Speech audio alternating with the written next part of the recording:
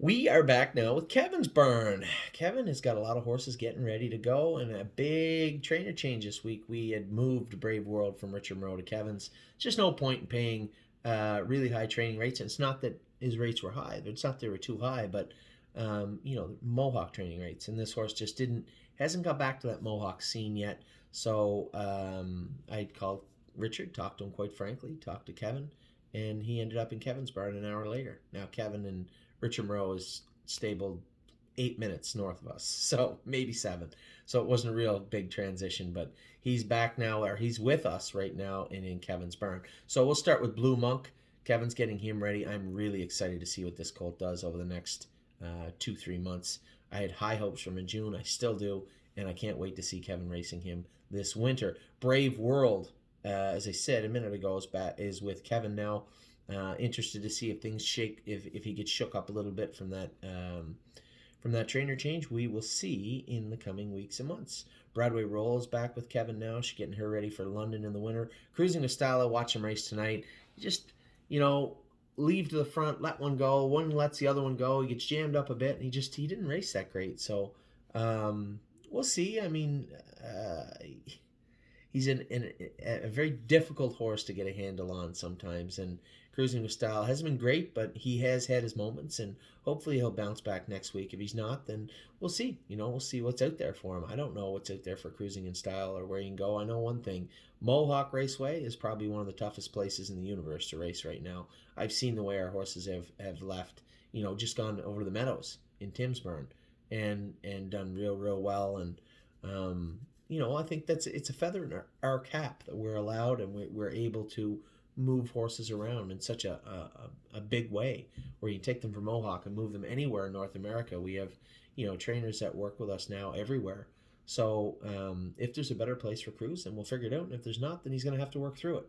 So that's where we're at with Cruising. Don't believe me, just watch. I know I talked to Kevin loves this horse, by the way, and Kevin had said to me, don't believe me, just watch. He's a better horse than the condition claimer. I know he can do in that class in Toronto. I agree. The horse, I agree to an extent. I'd still like to see him in the condition claimer, but at the same time, I see where Kevin's coming from. I saw the horse race tonight.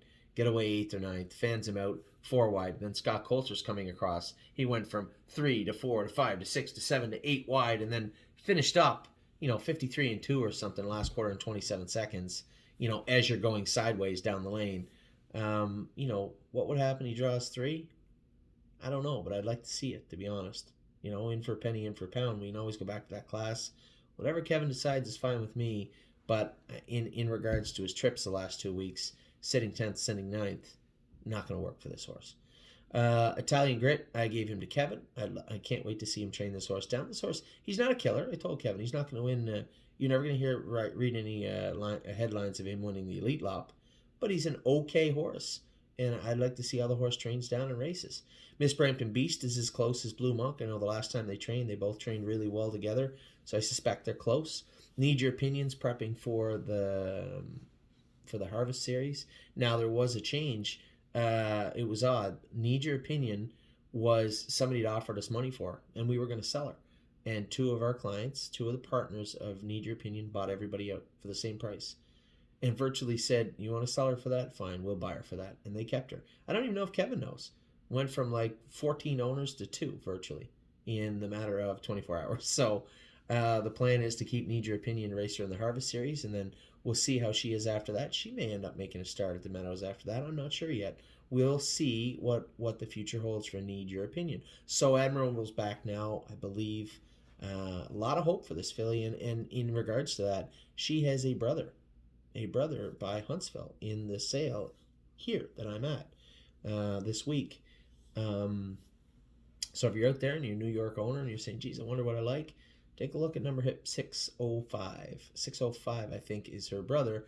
And the oddest thing, pay attention when you click on the video, the paddock or the walking video. A long time ago, somebody drew a picture of a pitcher. Drew a picture of a pitcher, and somebody else painted it.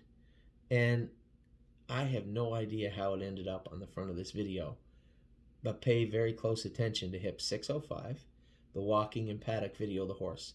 The opening shot is a picture that was painted of me a long time ago. I'm one of the 3 drivers that are in the picture, and it's a long time ago. I remember seeing it on Facebook and laughing about it. Seems like forever ago, and I don't know why, but it ended up on the front of. Anyway, go check it out.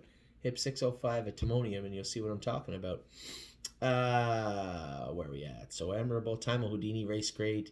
You know, Kevin takes his job so serious. You know, and he gets frustrated when the horses aren't racing good. And I think some of the times, you know, he hears me talking about moving horses, and it upsets him. And you know, I guess it's almost like the coach and the GM, right? And when it comes down to it, I was going to move Timehoudini if we hadn't been able to have a shake-up, find a spot for him to race. It made no sense to continue to watch him, a horse that could have been better, race at Flamborough. It's certainly not Kevin's fault. You know, just for whatever reason, the horse just was in a bit of a funk. Took him to a new track the other night, new driver. Paul McKenzie woke him up, and he raced really well. And I suspect that'll be the start of some good things moving down the road for Timehoudini. But I was really happy with the outcome for a number of reasons, both for Kevin and the clients, for Paul McKenzie, and especially the horse also.